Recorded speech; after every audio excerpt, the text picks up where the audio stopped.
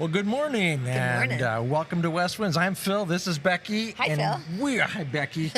We're so we were talking before. We're so happy you joined us because we feel like our online congregation is as much a part of our family as our in the house. And I know a lot of our online congregation are people who are traveling, so they're here sometimes. But some of you may not have mobility to be able to get out, especially on days like this. So thank you for joining us. Yeah. That's huge to us. And it's being part of a church. The goal is to feel at home there. And I had asked you this before the first service about what helped you feel at home in a church, because you were serving at other churches, and then you at one point the Lord brought you to Westwinds, and you're the newbie. Mm-hmm. You know? I was the newbie, and I didn't know anybody. Really? And even though I didn't know people, the atmosphere was different. Everything about it felt very new, and so for me, it was a conscious decision to say, okay, if I'm gonna, plant my roots here, and our children are little, so they're gonna be their church, and I had to decide to say hi to people, and I'm an introvert, so that was uncomfortable for me. You might not think I'm an introvert. Most people would think I'm an extrovert. But meeting people isn't always the easiest thing. No, And so the tactic is kind of a sterile word for it, but I would just ask people their stories. My name is Becky. Hi, Phil. Where are you from? You would say, how long have you been coming to Westwinds? Because I'm new here. What are the 3 things that you think I should know? Or what's your story like? Yeah. And getting to the story was super helpful for me. Well, that's powerful. And even just a few weeks ago, you and I talked. You had come back from Germany with family roots. Yeah. And you sharing that with me, I felt like I knew you so much more then, And Becky was doing music today, so she was here early, so we had time to stand around there. But you don't always get that. Well, what we do here, if you can. We have this thing called newish, and we call it newish because it's not just if you're brand new. Maybe people have been here a while and haven't really felt plugged in or anything. And so next week after the second service, Pastor Corey and some of the staff, we just have some refreshments, and you can ask anything. You can, because people have some great questions like, do you guys do this? How would I get involved in this? Or what do you believe about this? And so important. And no question is off the table. And Corey usually shares kind of his dream and vision for where we're going as a church. So we would invite you. That'd be next Sunday. We'll remind you again next Sunday. But after the second service. Okay. Go and have some Mark your calendar. good food and do all that. And one of the things I can tell you is that if you're interested and want to participate in that, Corey is the most open and transparent person. Yeah. No question is off limits. I just love the fact that he's gracious. You ask a question that you go, it feels pretty elementary, or I don't know. So, and he's like, no, everybody starts somewhere. So let's have you start here, and let's talk about it. And he enters into it in a conversation with you, and he is learning himself. Now, I didn't get to go to the last one, but I try to get in on them, and they're always fun. Yeah. They just always are. Well, there's food involved, so that's helpful too. That always gets me in the door there too. So that's going on. And however you want to participate in the life of our church online, there's ways you can communicate to us and give online and all that good stuff. So you're singing today, so I gotta let you go. Phil. And we want to say welcome to our service. Today is Epiphany Sunday, and we're going to learn some cool stuff about Epiphany. So thanks so much for being with us today. We cherish your presence.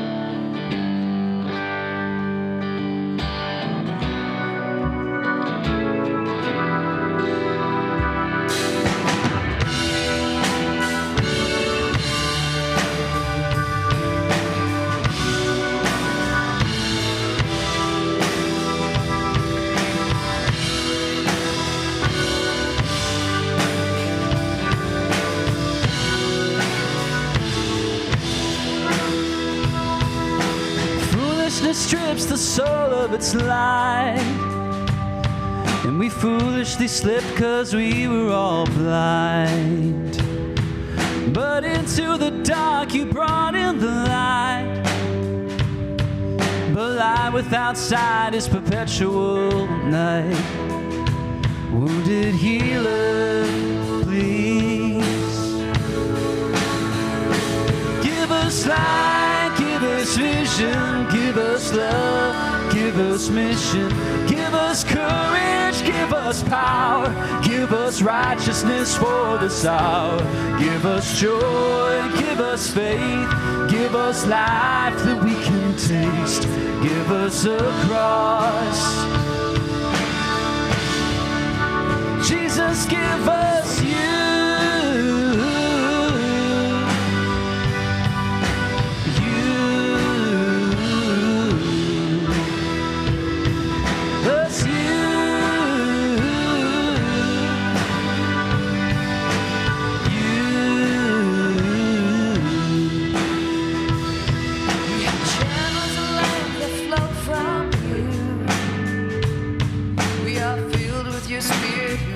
All things new. We are broken bread and poured out wine. Your kingdom come, release through our lives. Wounded healer, please give us light, give us vision, give us love, give us mission, give us courage, give us power, give us righteousness for the hour, give us joy, give us faith, give us life that we can taste, give us a cross. Jesus, give us you.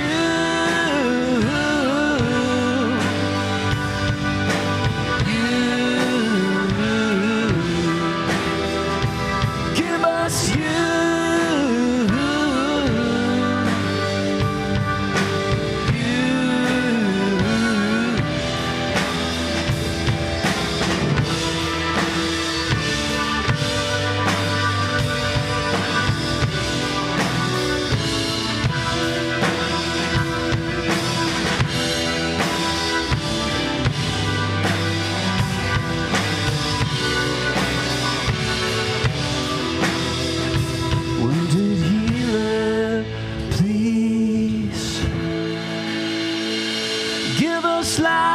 Give us vision, give us love, give us mission, give us courage, give us power, give us righteousness for this hour, give us joy, give us faith, give us life that we can taste, give us the cross.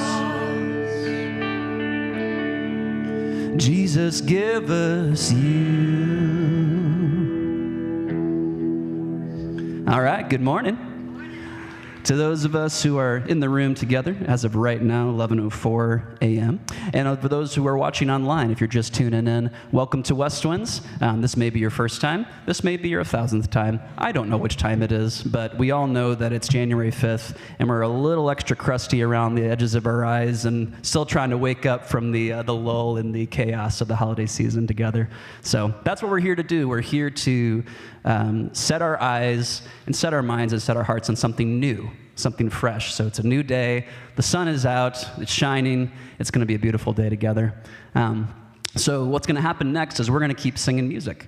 And I would invite you guys, if you want to stand and sing these songs and add a little extra liveliness to this room and bring some energy, bring yourselves, bring all of who you are to this next moment, because that's what we do in this community together is we bring ourselves so that we can share with each other, we can hear from each other, we can learn from God and from our community. So let's keep doing that together this morning. All right?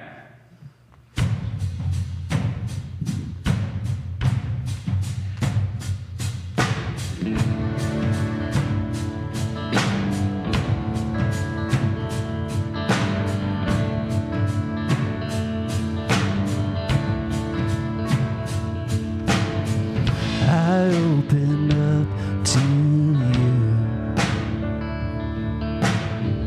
this love that makes me new. Oh, may my heart receive this love that carries me. Let's sing this together. From the head to the heart, you take me on a journey, letting go, getting lost in you. From the head to the heart, you take me on a journey, letting go, getting lost in you.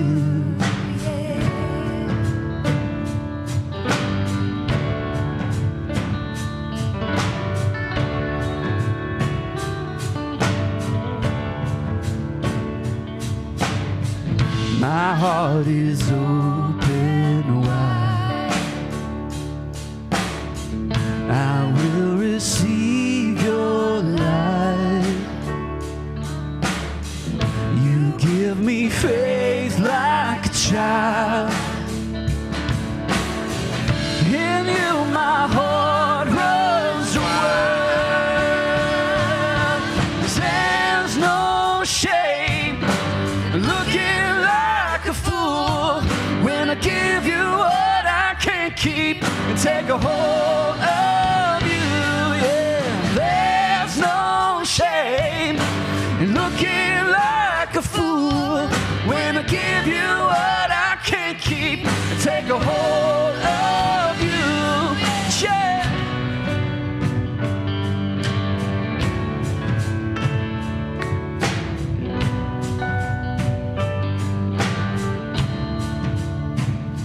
More than words, more than good ideas, I found your love in the open fields. More than words, more than good ideas, I found your love in the open fields. You found us more than words, more than good ideas. I found your love in the open fields. More than words, more than words, more than good ideas. Oh, I found your love in the open fields. From the head to the heart, you take me on a journey, letting go, getting lost in you. From the head to the heart, you take me on a journey, letting go, getting lost in you. Yeah, there's no shame in looking like a fool when I give you what I can't keep and take a hold of you. Oh, there's no shame looking like a fool when I give you what I can't keep and take a hold of you.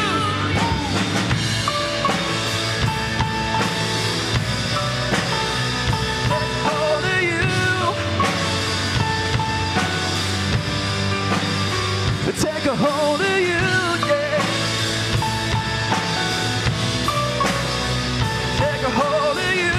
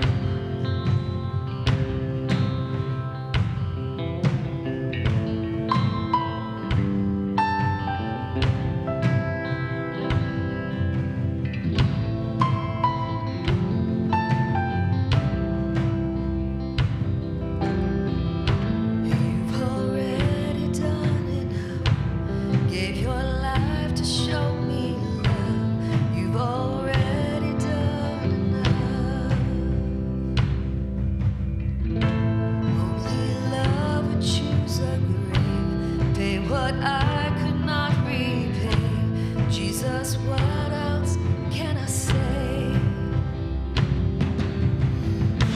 All I know is you're my everything. I will live for you and no one else. No catch, no strings. All I am, I bring. I will live for you and no one else.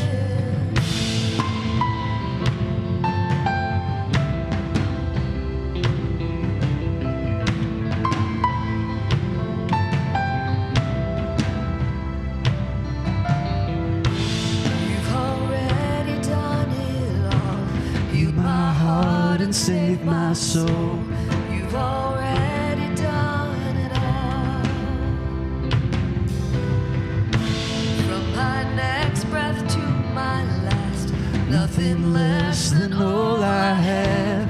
I surrender all I am. All I know is You're my everything. I will live for you and no one else.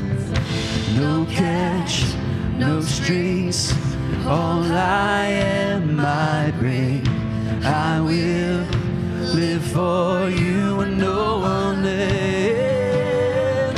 All I know is you're my everything.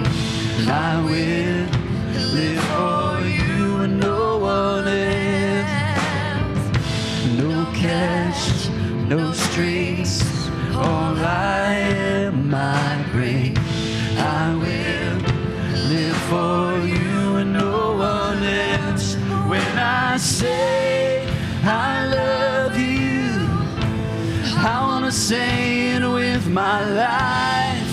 My heart will choose you every time. When I say I love you, I wanna say it with my life. My heart will choose you every time. All I know is you're my everything. I will live for you and no one else. No catch, no strings. All I am, I bring. I will live for you and no one else. When I say I love you, I wanna say it with my life. My heart will choose you every time. When I say I love you, I wanna say it with my life. My heart will choose you every time. all I know is you're my everything. I will live for you and no one else. No catch, no strings. All I am, I bring. I will live for you and no one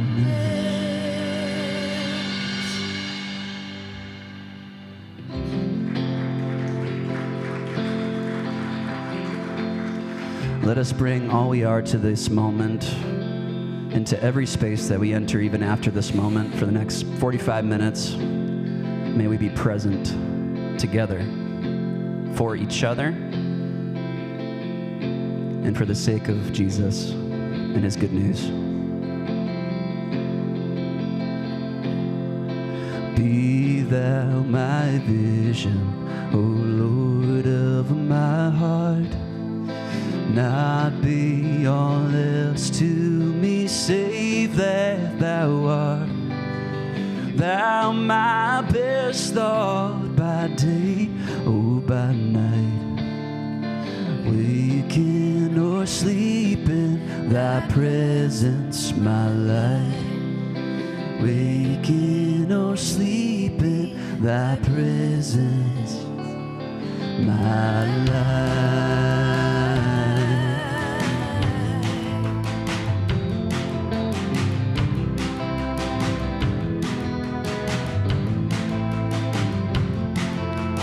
Be thou my wisdom, and thou my true word.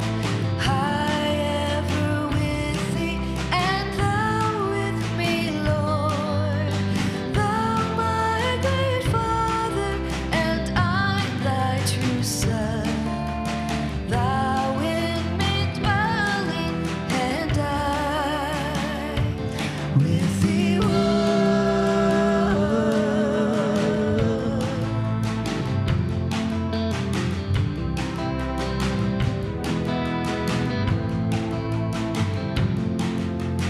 riches I heed not, nor man's empty praise.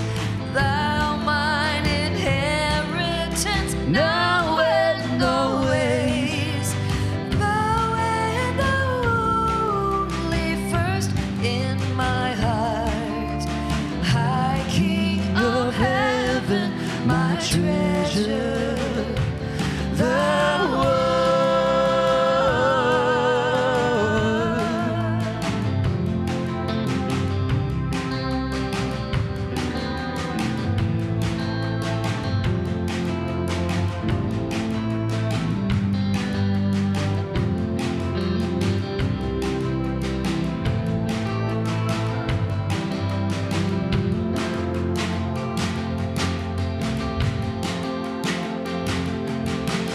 High King of heaven, my victory won. May I reach heaven's shores, bright heaven's sun. Heart of my own heart, whatever befall, still be my vision, O ruler of all. Still be my vision, O ruler of all.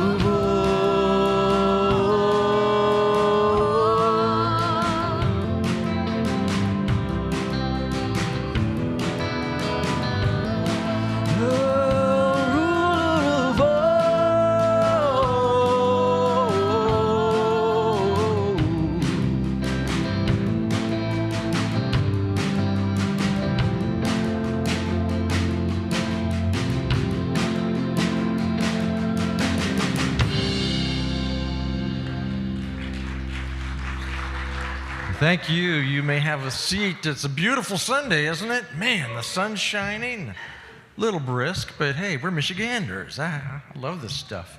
We're glad you're here. And one of the high values that we have here is that church is not just a place we come and kind of spectate and gather once a week, but it's part of our life, and we want to be part of one another's lives, and that takes some doing because you have to get to know each other. And one of the things is when you're new to a church, it's kind of hard to know where you fit or if you fit, if this is a place you want to be. So we have this thing we call Newish, about once a month. And we're going to have it next Sunday after the second service. Newish is just a time for new people or newish people. Maybe you've been here a while, but you feel like you don't know many names, you don't know much about the church. We would just invite you after the second service next week. There's a room across the lobby from here, and Pastor Corey just loves to meet with you and some other staff members. And we just have some food and answer any questions.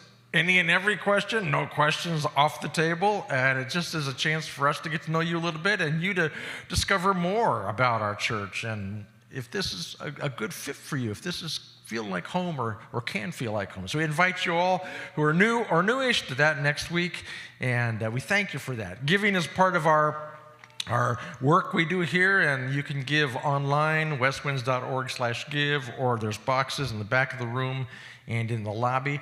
And if you've been around, you know we've been doing that tap 10, you know, where you take there's a little kiosk thing out there. You can take your debit card or your smartwatch or your smartphone and you can tap in. It's a $10 donation. And what we have been doing through the end of the year was for a very special ministry in India. Pastor Corey's going to tell you a little bit about that in the message. But now that's just for general giving. So if you just want to give $10 today, you can just tap out there and that will go through. And now we're in this time of year where the holidays are over, right?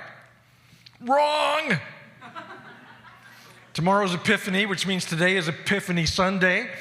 And so I really hope none of you have taken your decorations down yet, because that's just, I can't believe anybody would do that before Epiphany. Well, Epiphany is traditionally when the Christian church around the world has celebrated the coming of the Magi from the East. The Epiphany, we think of Epiphany means like the lights went on. It was like the lights went on for the non-Jewish nations, for the Gentiles. And so that's what Epiphany is, thinking about those men who came from the East. But this is my third Epiphany here. And Pastor Corey has made this such an important and timely thing that he's taken my thinking and my appreciation of Epiphany to a much deeper level, because he's taught us it's not just a day, it's a season. So Pastor Corey's going to come and share with us about Epiphany. Let's welcome him, all right? Thanks, Phil.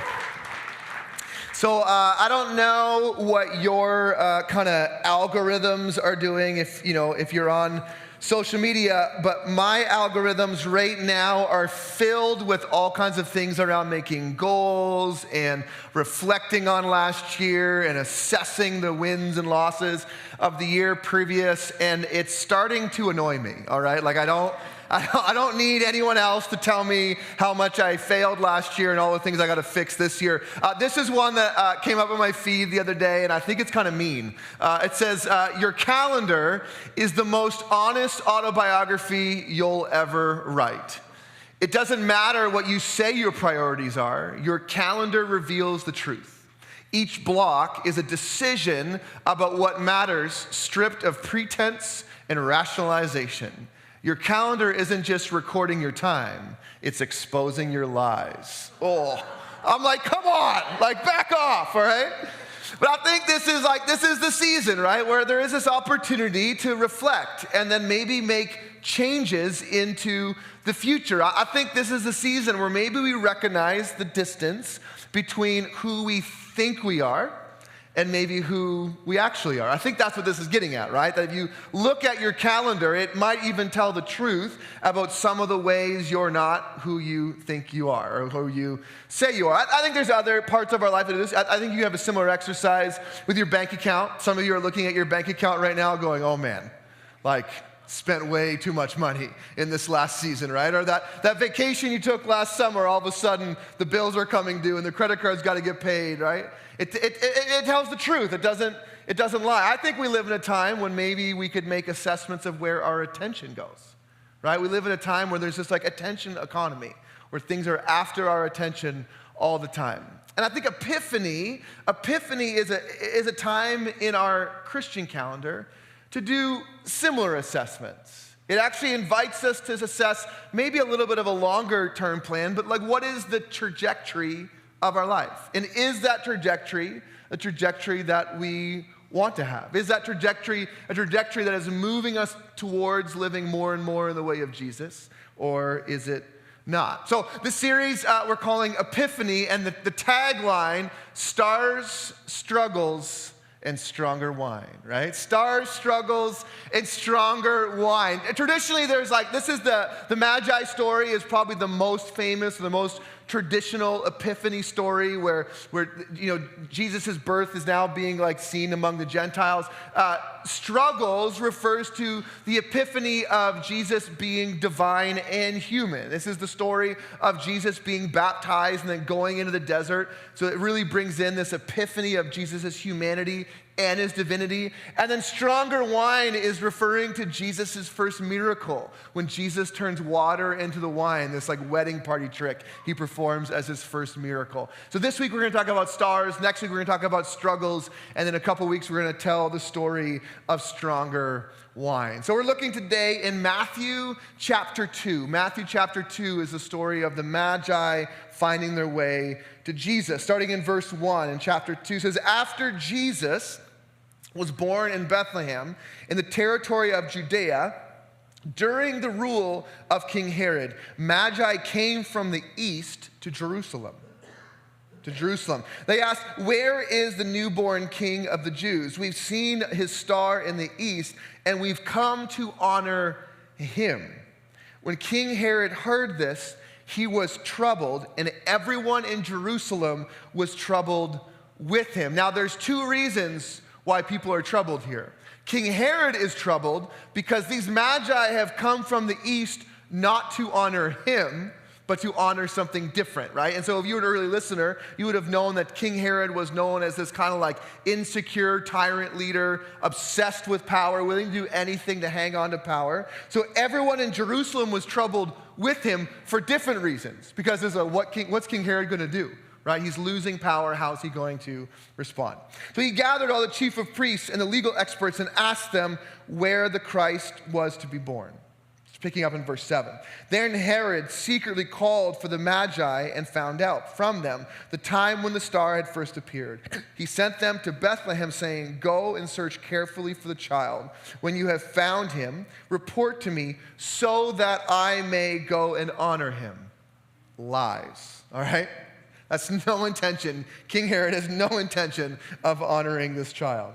When they heard the king, they went and looked. The star they had seen in the east went ahead of them until it stood over the place where the child was. When they saw the star, they were filled with joy.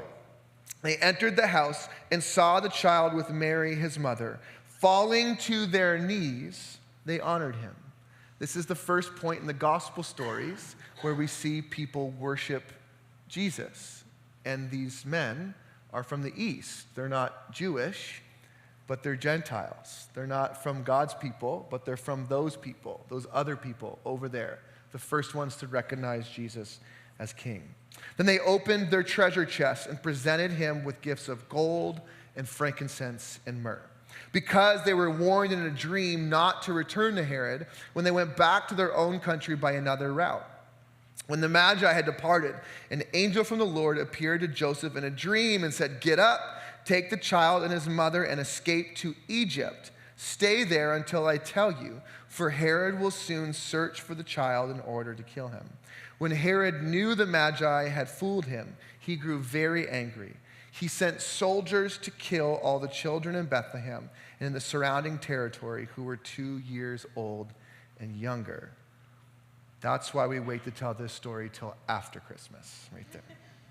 According to the time that he had learned from the Magi. After King Herod died, an angel from the Lord appeared in a dream to Joseph in Egypt. "Get up," the angel said, "take the child and his mother and go to the land of Israel. Those who were trying to kill the child are dead." So the book of Matthew, it's a piece of literature, right? And Matthew is primarily writing first and foremost to a Jewish audience. His goal is to try and convince Jews of something. He's trying to convince them of a bunch of things as the book goes on. But out of the gate, he's trying to help them see the difference between King Herod and King Jesus. That this king, King Jesus, operates in a different kind of power. He bestows power. He wields power in a very different way than King Herod. See, King Herod was born into power and was tasked by Rome to impose that power upon the Jews. King Herod is famously known for rebuilding the temple in Jerusalem, except he did it by exploiting the labor of Jews, right? So he built the tower by exploiting the labor of Jewish people. He's the one, again in this story, who wanted every young boy killed. Why? Because of a perceived threat of a child, right? I mean, the ridiculousness of this, that a king would feel this insecure, right? He viewed power as something to be seized and defended at all costs. And so in the end, Herod's legacy is one of fear and death. That Herod has all along been remembered for his paranoia and his cruelty. His kingdom was temporary. It was tied to Rome and destined to fade. But King Jesus was born a refugee. And he was tasked with laying down his power on behalf of the Jews and eventually all people. And he did, didn't he? I mean, this is the story of King Jesus, that from Bethlehem to the cross, Jesus was consistently laying down his power and life for the sake of others.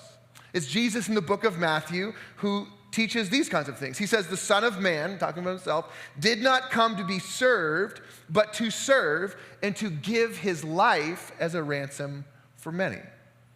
Jesus also taught in the book of Matthew that the greatest among you will be your servant. Can you see how this comparison out of the gate wants the reader, wants the first listener to see there is a difference between the kingdom of Herod and the kingdom of Jesus? There is a different way, a different power when it comes to King Herod versus the power and the way of Jesus. Jesus' legacy in return is eternal. And he ushers in what the Bible calls the kingdom of heaven or the kingdom of God. And he offers salvation to all who believe. Matthew's gospel is asking us to not just compare the kingdom of Jesus to the kingdom of Herod, but to compare the kingdom of Jesus and the kingdom of Herod to our own kingdom. To look at these two kingdoms and look at our own kingdom and ask questions, to reflect and consider what this epiphany of the incarnation might mean in our own lives. Are we building something temporary like Herod or eternal like the way of Jesus? In the literature here, Matthew is also, again, Jewish audience to start out, is referencing some moments from their past, helping these early readers understand something about Jesus by referencing something from the past. We read in this story about Herod goes berserk and wants all of these children killed because of his insecurity. This actually happens in the story before. Many, many, many years earlier, there was a different king in Egypt named Pharaoh. In the Jewish scriptures, you can read about this in the book of Exodus. Pharaoh was feeling threatened by God's people. Now, he had them in captivity. He had them as slaves, but they were growing in numbers, and so he ordered for all of the firstborn men to be killed, all the firstborn children to be killed. So right away, these early listeners of this story would have been cued to something that God had done in their past before. But that story is about a different baby, a baby named Moses, who also hid in Egypt from King Pharaoh, who also ended up being the liberator of God's people. So Joseph and Mary and Jesus hide in Egypt until that ruler is dead, in the same way Moses hid in Egypt until he could live into the calling that God had placed on his life too. See, in the scriptures, there's always been these two pictures, right? There's been this picture of Egypt where the powers and principalities of Egypt rule supreme. But then there's just been this picture of Jerusalem where the lands of Israel, well, while there was often in seasons powers and principalities that ruled those lands, God's people, for the most of history, were still allowed to worship in their land. They're still allowed to kind of have their practices. So in Egypt, they couldn't even have most of their practices. So in this land, God's people, again, if you follow the biblical narrative, were often infected by the powers of the day, the way that world operated. But in Jerusalem, in the land of Israel, there's this picture that God's people had these practices. They lived in the practices God gave them, and they're able to resist now the ways of the rulers of that place. And so when Joseph and Mary are sent to take Jesus to Jerusalem to begin his journey, it's again this symbolism of God's people leaving Egypt where the powers and principalities of Egypt rule and going to Jerusalem where God's rule and reign can begin to be realized inside of God's people. So there's this message in the Epiphany story that you don't have to keep living under the systems that control the way you live. Does that sound relevant today? You don't have to keep living under the systems that control the way you live today. There is still another way to organize your life, and that way is around King Jesus. Fair enough? But then there's the Magi, and that's who I'm supposed to talk about today, right? So these magi, they follow this star to Jesus. And I think magi are maybe a little bit difficult for us to understand today. I don't think anybody here, when I ask you what you do for work, tell me you're a magi, all right? This is like not something we hear a lot about today. Magi of the day were kind of this unique combination of like astrologers / dream interpreters / spiritual directors. Like people would come to the magi with a problem in their life or something they were confused about and say to the magi, can you look to the stars? Can you interpret these dreams? Can you give me some answers? Can you help me figure out what I need or what is going on? Can you give some clarity to my life? Now, judging by the gifts that these magi brought to Jesus and their access to King Herod, I would impose that these magi, they weren't just your run-of-the-mill magi. These guys were pretty good at their jobs, right? They were pretty good at their jobs. These were some very good magi. And what's interesting about this story is they follow this star to Jesus, that this is a career-altering moment for them. They would have waited their entire life for a discovery in the stars like this one. They would have waited their entire life for someone as powerful as King Herod to come to them with a problem that they could solve. And so when they encounter Jesus and they make the decision to bend their knee, to turn their bounty over to King Jesus, this is a life-changing moment. The trajectory of their entire lives changed forever.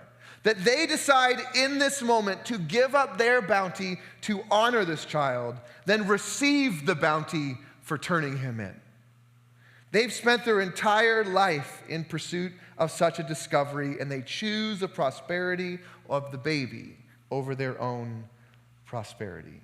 And I think this sets up many, many stories in the Gospel of Matthew where people encounter Jesus and are invited to change the trajectory of their life.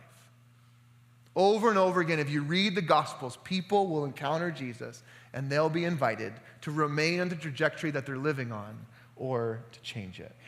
And here's what I want to say to us today. On this Epiphany, it is possible to call the trajectory of your life into question. It's possible. You're allowed to look at the trajectory of your life and go, that's not who I want to become.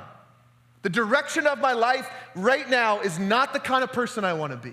The trajectory of my life right now is all built around me, or built around my family, or built around my spouse, or built around my kids, or built around my job, or built around my country, and I don't want to live that way. I want to build the trajectory of my life around something else. Now, to be explicit about this, the Epiphany story and the Gospels are going to try to convince you to build that trajectory around Jesus. But that is certainly your choice. In Matthew's Gospel, he wants the reader to see that there is a choice involved in following Jesus. That you can choose to invest your life into the eternal rather than other systems or the temporal. And it's not just for the Jews. It's not just for the religious people. These magi from the East were not Jewish. It's not just for the people who come from the right families, who know how to speak the right things, who have read all the books of the Bible. It's not just for the people who have their life together, or those kinds of people over there on Instagram or TikTok who are really good at changing their lives, right? We all follow them and feel terrible about our lives, right? Look, they change everything all the time. Their body changes every 3 weeks as their muscles gets bigger. They change their diets. Like, it's not just for those people. But the Jesus of the gospel invites anyone to assess the trajectory of your life and consider if you'd like a change. So let me give you a warning of where this sermon is headed. In about 10 minutes, I'm going to invite us in this room to practice praying together. And I'm going to invite us in this room to perhaps consider the trajectory of our life and maybe make some commitments for this year to intentionally set the trajectory of your life on the person and mission and practices of Jesus. That's where I'm headed. But before I get there, I want to talk a little bit about the how. And I actually think what Jesus invites us into is not just this idea of following Jesus, like this mystical thought, like following a star in a sky, but actually to organize our life around the practices of Jesus. So the church, for many, many years, and our church, I'll say over 2020, the year of 2024, we very intentionally organized our collective life around some practices of Jesus or practices that Jesus has taught us to live. Here's 6 practices that I want to talk about for a minute that over the last year that we've seen in our community. Baptism and remembering our baptism. Table, practicing sharing table with people that we like and people that we don't like. Prayer, like praying together and praying with and for each other. Word, looking at the scriptures together, looking at the person of Jesus and trying to interpret our life through this lens.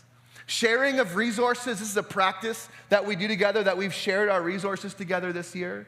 And last but not least, making and keeping commitments to each other. Wild thought, right?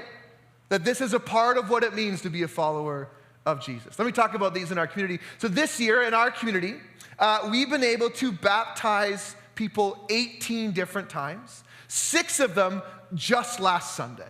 It was awesome. It was so much fun. Yeah, okay, that's great. I got a list here. You're welcome to clap for all of them, or you can hang your applause for the end. That's fine, whatever you want to do. That we've practiced table together. Sometimes we've done this like sacramentally. 14 different times we've offered communion or Eucharist in a service this past year. And I love the way we do this, that we practice an open table, that we'll say, this is Jesus's table. If you'd like to be here, he'd love to have you. It's been awesome to watch that be a transformational experience in people's lives. Over 100 different people in our community this year participated in something we call tables, which is wild. We invite people to go into each other's homes in like groups of 6 and 8 for like 6 or 8 consecutive weeks with people sometimes that you've never met before and you probably won't enjoy, right? And 6 times this year, we gathered together as a larger church family and ate together in different ways. This was last Sunday. We gathered here for Sleep-In Sunday, and it was wiry. I mean, people were fired up from getting a few extra hours of sleep. And then we shared in a big community meal together last week. We gathered around tables. You may recall this past year we went through a season that we called Nest, which was reorienting our church towards the future of what God might be inviting us into. And as part of that season, we had vision gatherings in people's homes, and 125 different people participated in gathering around tables in people's homes to talk about the future of our church. Maundy, Thursday, is the day that we look at and remember the time that Jesus spent around tables with his disciples. And we had 5 different restaurants in town on Maundy, Thursday, and over 100 people showed up to eat together on Maundy, Thursday over those 5 meals. Our community, we pray together. I refer to that Nest season. That was a really scary season for myself and the elders of our church, as we felt like God was inviting us to take this step of faith. And we prayed and we prayed and we prayed for months, discerning what that might look like. This past year, every Tuesday, myself and some of our staff gathered together to pray for actual people in our community facing difficulties in their life. So your needs get prayed for every single week with our staff. We have a prayer room that I can tell you, as someone who spends a lot of time in this building, the amount of times I've walked past that prayer room to see somebody in there just praying for you or praying for our community or spending time praying for our church or our community.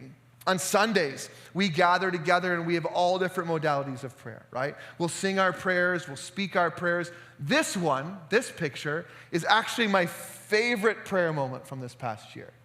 This picture is from a week when we talked about politics. And I thought that was going to be the end of our church. But before we talked about politics, before we said a word about what this might look like, about what it looks like for us to gather together as a community with people on both sides or all the sides of the aisles on every issue, we started by praying for the actual people in our lives who are affected by the real policies that our politics make. Those names are people affected by all of these policies in our world. Our church prayed together. Next practice is a practice I like to call word, which is not just referring to the Bible, it certainly is, but it refers to how we organize our life together. So 52 times last year, someone got up and gave a sermon like this one, and from the scriptures, but I just want to tell you that explicitly, the way that we interpret the scripture is through the lens of Jesus. That's a choice. That we read the Bible and try to understand the Bible through the lens of Jesus. But we also organize our life together around the story of Jesus. You might not even realize that for 2 years now, this is what's been happening. That we start our year in December with Advent, with the incarnation of Christ. And then we celebrate the incarnation of Christ on Christmas Eve. How fun is that at the theater, right? And then the season we're in right now is Epiphany. So it's like, how do we respond to the incarnation? What does the incarnation mean in our actual lives? We begin to look at the stories of Jesus. During the Epiphany season is when we'll dive into the miracles of Jesus, or the stories of Jesus, or the parables of Jesus.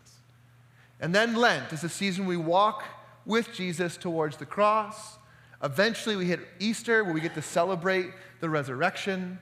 And then we finish it with Pentecost, celebrating the birth of the church, the thing that Jesus started. So every year, for half our year, we will walk with Jesus. And then the other half of the year is the year the church often calls ordinary time, where we talk about what is the story of the people of God. So now what does this mean for us? What has this meant throughout history? What did this mean for the earliest Christians and Christians all over the world?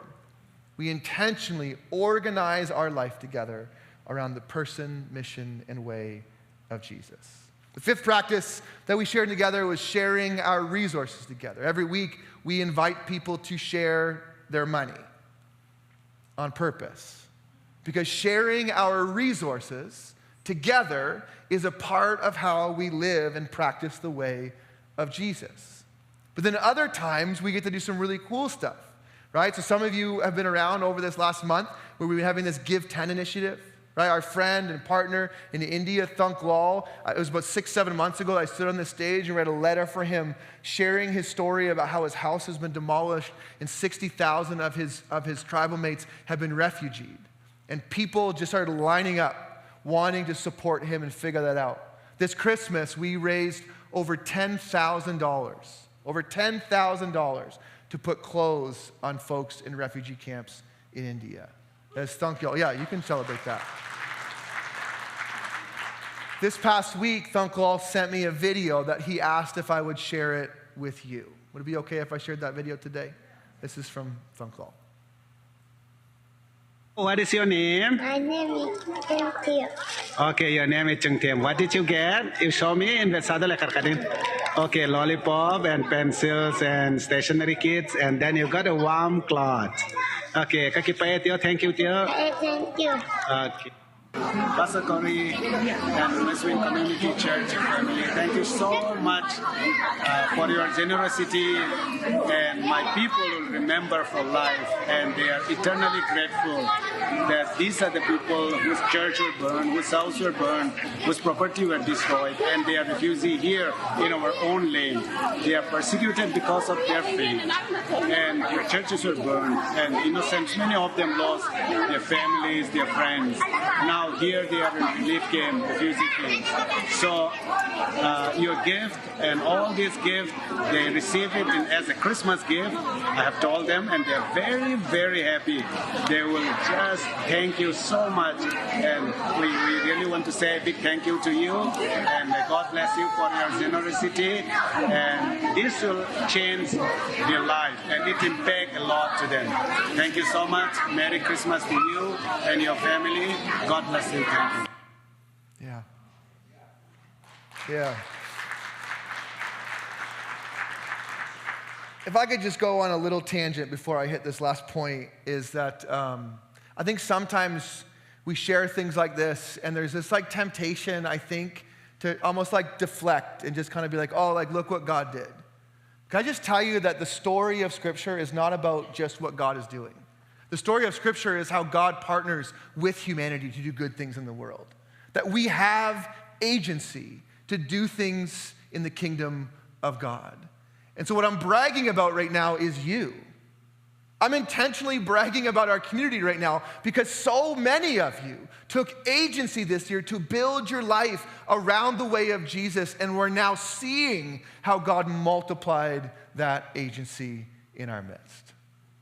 Which I guess leads to my last point here, is that part of following Jesus is making and keeping commitments. Now, this is not like a real popular practice in our world anymore, is it? But making and keeping commitments is part of what it means to organize your life around Jesus. To look at another human and say, I can make this commitment to you. To look at other humans in your church and say, I'm making these commitments to you. And we gather together and raise all those funds for Nest to be pushed into the future of our church. It was making and keeping commitments to the future people in our church. That we became friends and partners with Thunk Law at Westwinds almost 30 years ago. What we said to him all these years ago is that we will be your partner in ministry.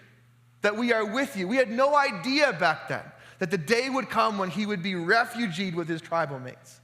But when that story came our way, when we understood what was going on, making and keeping a commitment to him meant that we had to partner with him over a long season and making sure that we could do everything in our power to help him have what he needs. That every week people make and keep commitments when they show up to be on the teams of people that serve each other around this community. Every week, people make and keep commitments when they sign up to say, yeah, I'll host a table for 6 weeks. I'll hold space in my calendar. I'll hold space in my house. Every week, people make and keep commitments to each other. One of the things that we've done here a few times this year is offered opportunities for people to do family dedications, right? People with young kids be able to come and stand before the church, and for parents to say, we are going to raise our kids in the way of Jesus. That's a commitment. But the reason we do it in our church service is because we are also making and keeping commitments to that family. To say, we will surround you. We will support you. We will be the village where you can raise your child in the way of Jesus. We will make and keep that commitment with you. And so, the last 2 years, I've finished my Epiphany message with the same 3 questions. And I'd like to propose those same 3 questions on this Epiphany. What is it for which you are spending your life? What is it? Is the star you are following worthy of the resources, the time, the energy, the stress, the money, the gifts that you give to it? Is it worth it? Is the star you're following, whatever that bright star is out there, whatever that thing you're chasing, is it worth it? All the time and the money and the stress and the energy. And finally, is the trajectory of your life leading you toward a way of life that confirms or conflicts with the Jesus described in the Gospels? Is the trajectory of your life, the life that you are living, the one you are leading, is it leading you toward a way of life that confirms or conflicts with the Jesus described in the Gospels? Can I just say something about that last question? You can't do that by yourself. It's impossible. It's impossible. This is why the thing that Jesus started was the church, so that people could come together and as a shared reality, as a lived reality together, model our lives after the person and way and mission of Jesus. So here's what I'd like to invite us into. I'd like to finish this service, the first Sunday of the year, this first Sunday of Epiphany, praying together or offering an opportunity for us to respond in prayer. And I think there's maybe 3 parts to this prayer. That some of you in this room would say, I am definitely a follower of Jesus. For sure. I'm definitely a follower of Jesus. I intentionally organize my life around the person of Jesus. I have seen and continue to experience how God molds and shapes me year after year in forming my life around the person of Jesus. For you, I think the prayer today is again to say in 2025, God, continue to change me. Transform me. Form me into the man or woman of God that you've called and created me to be. That your prayer, your invitation is setting the trajectory of 2025 once again to be formed in the way of Jesus, planning to be changed. Some of us, this Epiphany, the invitation is a reset. That maybe at a point in your life, Jesus has been the center of your life. But you're here today, you actually maybe the whole reason you showed up here today is because somewhere in your heart, somewhere in your soul, somewhere deep in your life is this desire to reset the trajectory of your life in the way of Jesus. Is that anybody today? And then for some of you today, For someone today, maybe a few people here today, you'd say you've never set your life on the trajectory of Jesus. That's what we celebrate with baptism, right? That's what we're celebrating with these people. They come out of the water, and the message of baptism is this saying, I want my life, my heart to be changed. I want my life to be different because of Jesus. I want to set the rest of my life, the trajectory of every day moving forward, in the way of Jesus. And if that's you today, maybe today is your day to bend a knee. Today is your day to be like those magi from the east who had no idea who Jesus was, but when they found him, when they met him, they said, our whole life from here now on is different. Their whole lives in surrender to this King, King Jesus. So if you find yourself, you say, I'm in one of those camps. I see myself there. I want to invite you to stand. If you're in one of those camps, you'd like to be a part of this moment right now, you'd like to pray in this moment, go ahead and stand if you're in one of those camps. Now I want to invite you to maybe hold your hands open like this as a symbol of your openness as we pray.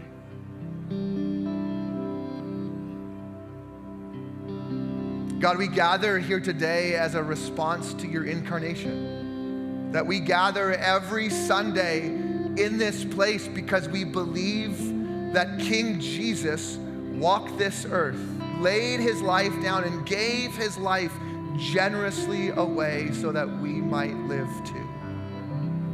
Some of us in this room are Christians, followers of Jesus. And we invite you in this year again to mold us and shape us and continue to form us into who you've called and created us to be. Some of us are here today needing a reset. Maybe at some point in our life, God, that faith has been an important part of our life. At one point, we have memories of building our life around you, of centering you in our hearts. But we know in these moments, in these last days, in the last seasons, that we've maybe moved away from that. And so on this Epiphany, some of us today are resetting the trajectory of our life towards you, inviting you again to be the center of our life. And for some of us in this room, we've never done this before. We've only lived for other things, ourselves, our families, our kids, our jobs, whatever. But heed this call from you, this invitation to give our lives completely to you, to build our lives around you, and become everything that you've created us to become. To experience your forgiveness, to experience your mercy, to live in your grace and your love and the freedom that brings. We set our eyes upon you, Jesus, and are in great anticipation of what you'll do in 2025 in us and through us and around us. Amen.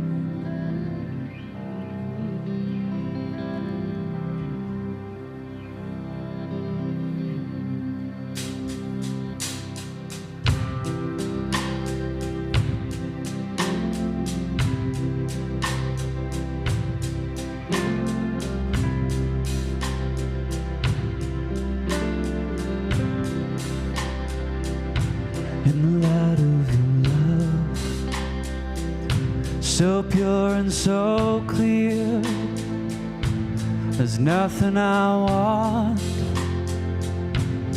nothing to fear. You tell me that I'm free as a child, I have nothing to fear in the light of your love. In the light of your love, my heart is your home, never abandoned, never alone. You tell me I'm yours, shielded and sure, my heart is your home. In the light of your love, I wanna live in a wild abandon. I wanna know the heart of heaven. And I wanna see with eyes from above. In the light, in the light.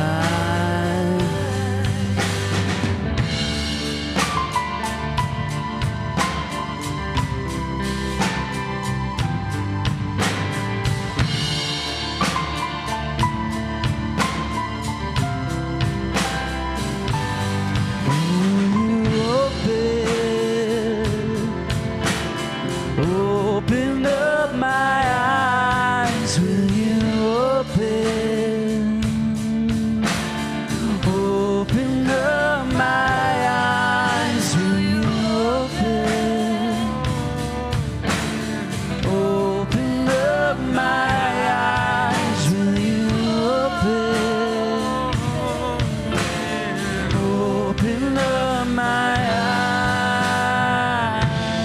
I wanna live in wild abandon. I wanna know the heart of heaven, and I wanna see with eyes from above. In the light, oh, in the light, the light of your love, the light of your love, the light of your love, the light of your love,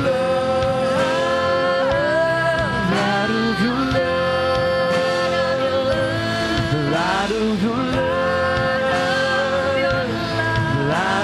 love, the light of your love.